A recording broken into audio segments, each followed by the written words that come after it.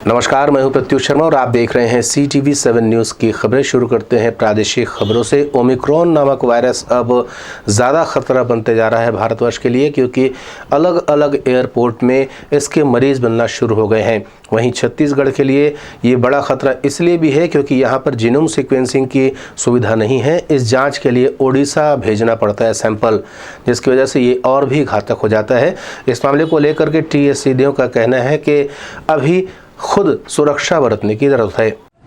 अभी जो संक्रमण का दर है, ये बात कैबिनेट में भी आई थी, जो संक्रमण का दर है ये काफी कम है आज की स्थिति में। तो आज की स्थिति में स्कूल खोलने की स्थिति बनी हुई है। आज आप खोल सकते हैं, रिस्क है, लेकिन रिपोर्ट आता है कर्नाटक से कि इतने बच्चे प्रभावित हो गए, वहां से इतने बच्चे प्रभावित हो गए। तो ये सावधानी भी बरतने की बात है।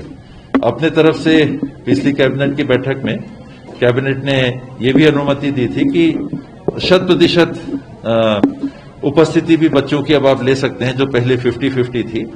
और इस बात के साथ उस दिन भी जब माननीय मुख्यमंत्री जी ने मुझे पूछा था, तो मैंने यही कहा था कि आज स्थिति अनुकूल है, लेकिन कल अगर स्थिति बिगड़ी तो बंद करने का विकल्प आपके पास है।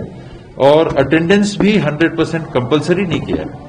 जो पेरेंट्स भेजना चाहें बच्चों को वो भेजें, जो ना भेजना चाहें ऑनलाइन स्कूलिंग की व्यवस्था बरकरार है। यहां पर व्यवस्था नहीं है, यहां पर केवल एम्स में है जीनोम सीक्वेंसिंग की, और उसमें भी उनके पास जांच करने की जो सामग्रियां हैं उसका अभाव रहता है। केंद्र सरकार से हमको जो व्यवस्था मिली है वो भुवनेश्वर भेजने की है, उड़ीसा। वहां जाता है सैंपल तो 3-3 महीने बाद जांच की रिपोर्ट मिलती है। तो 3 महीने बाद रिपोर्ट मिलने से आप कुछ नहीं कर सकते। तो अब तक 3 महीने में तो बहुत पानी महानदी से बह के निकल जाएगा, तो वो लाभ नहीं मिलता, उसका काम नहीं आता। इसलिए हमको और ज्यादा सावधानी बरतने की जरूरत रहती है। कांग्रेसी सांसद दीपक बैज द्वारा बारदाने की कमी को लेकर के लोकसभा में आवाज उठाई गई है। वहीं कांग्रेस के संचार विभाग के प्रमुख सुशीलानंद शुक्ला का कहना है कि भारतीय जनता पार्टी के जो यहाँ के सांसद हैं उनको भी छत्तीसगढ़ की जनता को हितों को ध्यान में रखते हुए बारदाने को लेकर के लोकसभा में आवाज बुलंद करना चाहिए, ताकि यहाँ के नागरिकों को सुविधाएं मिल सके, यहाँ के किसान परेशान न हो। बस्तर से कांग्रेस के लोकसभा सांसद श्री दीपक बैज ने राज्य में बारदाने की कमी के मुद्दे को लोकसभा में उठाया। श्री दीपक बैज ने राज्य सरकार के द्वारा धान खरीदी का उल्लेख करते हुए बताया कि किस प्रकार से केंद्र सरकार के द्वारा छत्तीसगढ़ को बारदाने की आपूर्ति में बाधा उत्पन्न किया जा रहा है। छत्तीसगढ़ के द्वारा मांगे गए बारदाने को नहीं दिया जा रहा है। दीपक बैज ने तो अपना कर्तव्य पूरा किया है। अब बारी है भारतीय जनता पार्टी के उन 9 लोकसभा सांसदों की, जिनको कि छत्तीसगढ़ की जनता ने प्रचंड बहुमत के साथ दिल्ली में छत्तीसगढ़ की जनता की आवाज़ उठाने के लिए भेजा है। क्या छत्तीसगढ़ के भारतीय जनता पार्टी के सांसद दलीय प्रतिबद्धता से ऊपर उठकर राज्य के किसानों के हित में केंद्र सरकार से बारदाने की मांग करने का साहस दिखाएंगे? नामांकन को लेकर के तैयारियां जोर शोर से चल रही हैं। कांग्रेस ने भी अपने प्रत्याशी घोषित कर दिए हैं। मोहन मरकाम ने मीडिया से चर्चा करते हुए कहा है कि कांग्रेस के नामांकन में भी बड़े बड़े जो दिग्गज नेता वो जाएंगे और ये प्रक्रिया को सुलभ बनाएंगे। नहीं, हम लोग भी तैयारी में पूरी नामांकन की, क्योंकि कई आरक्षित सीटें हैं, उसमें जाति प्रमाण का पेज और अन्य पेज, NOC पेज, कई पेज रहते हैं। उसके साथ साथ जो अभी पार्षदों के चुनाव में भी विधायक जो विधानसभा चुनाव होते हैं, उसी तरह पूरी संपत्तियों का भी ब्यौरा मांगा है। कुछ पेज पर रहते हैं तो उनको भी हम निराकरण करने के लिए कहे हैं, और हमें लगता है कल और परसों हम पूरे नामांकन हम भरवा लेंगे। अध्यक्ष जी, भिलाई, चरौदा और रिसाली में क्या पेच फंसा था? देखिए, कोई पेच नहीं था। क्या होता है, नाम बहुत से आते हैं, हमारे कार्यकर्ता रहते हैं, 10 नाम मांगते हैं, नाम चयन एक को करना रहता है, तो उसमें दिक्कतें रहती है। तो जो श्रेष्ठ कौन हो सकता है, उस पर नामों पर सर्वे 2-2 बार हमने सर्वे करवाया, तो उस पर जो जीत सकता है उनको हमने प्राथमिकता दी है। रायगढ़ के ग्राम लोइंग का हवाला देते हुए OP चौधरी ने एक वीडियो जारी किया है और उन्होंने कहा है कि अभी तक लोइंग में जो सहकारी समिति है वहां पर किसी भी अधिकारी की नियुक्ति नहीं हुई है, कर्मचारी तक की नियुक्ति नहीं हुई है, जिसकी वजह से किसान भटक रहे हैं। उन्होंने ये भी कहा कि लोइंग का मामला धान खरीदी की पूरी पोल खोल रहा है कि किस तरीके से विफल चल रही है। हमारे छत्तीसगढ़ के भूपेश बघेल जी की नेतृत्व वाली कांग्रेस सरकार हर चीज़ पर केंद्र पर आरोप लगाती है, ब्लेम गेम करने की कोशिश करती रहती है। कल हम लोग रायगढ़ जिला के लोइंग धान खरीदी केंद्र में सोसाइटी में वहाँ पर गए। वहाँ पर न शाखा प्रबंधक की नियुक्ति हुई है, न सोसाइटी के अध्यक्ष की नियुक्ति हुई है, न पिछले साल के हमालों का पेमेंट किया गया है। क्या ये शाखा प्रबंधक और समिति के अध्यक्ष की नियुक्ति भी केंद्र सरकार करेगी? ये मैं भूपेश बघेल जी से हम लोग पूछना चाहते हैं।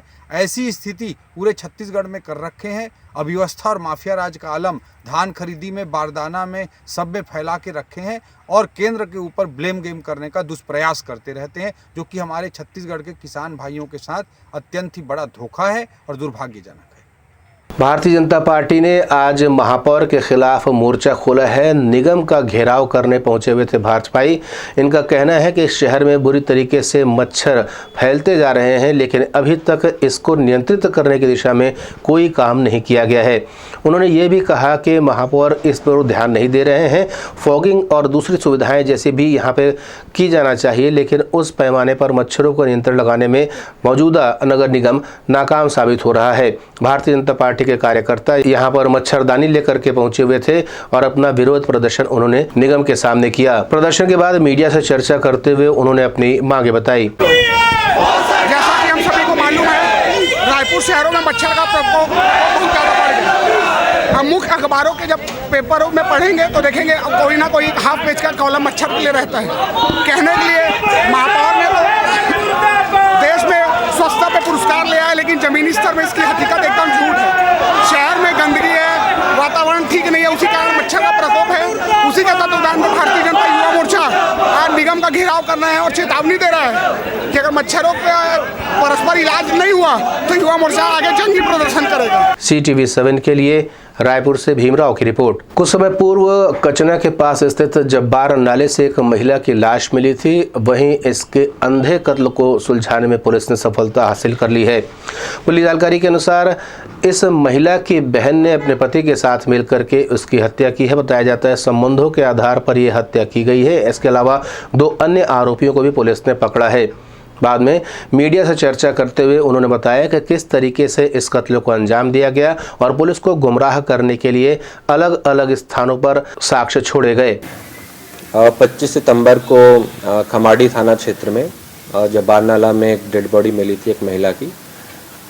वो बॉडी अनआइडेंटिफाइड थी और उस समय काफ़ी कोशिशों के बाद भी उसकी पहचान शुरू में नहीं हो पा रही थी। जो मृतिका है उसका मर्डर की जानकारी फाइनली अब खुलासे के तौर पे हो रहा है। उसमें जो मृतिका की बहन और मृतिका का जीजा, इन्हीं दोनों ने इस लड़की का मर्डर किया और साथ में 2 और दोस्त थे जो मेन एक्यूज है लक्ष्मण उसके। इन 4 लोगों ने मिलकर के इसका मर्डर किया और इसकी बॉडी खमाड़ी थाना क्षेत्र में एक नाले के पास इन लोग फेंक किया है। और पुलिस को गुमराह करने के उद्देश्य से एक तो उन्होंने सिविल लाइन थाना क्षेत्र में जहाँ पे इनका निवास है वहाँ पे गुम इंसान दर्ज कराया लड़की का।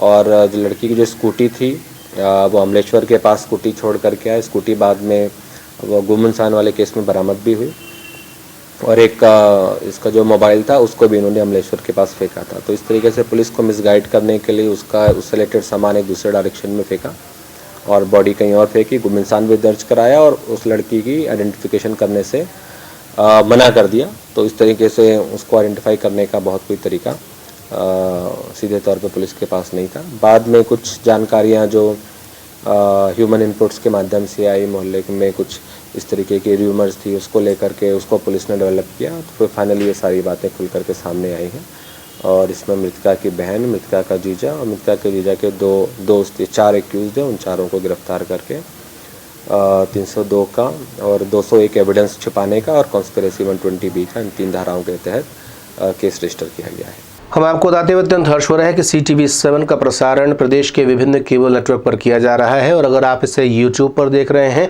तो इस चैनल को सब्सक्राइब करना न भूलें। फिलहाल इतना ही। नए नए समाचारों के साथ आपसे फिर होगी मुलाकात। तब तक मुझे दे अनुमति। नमस्कार।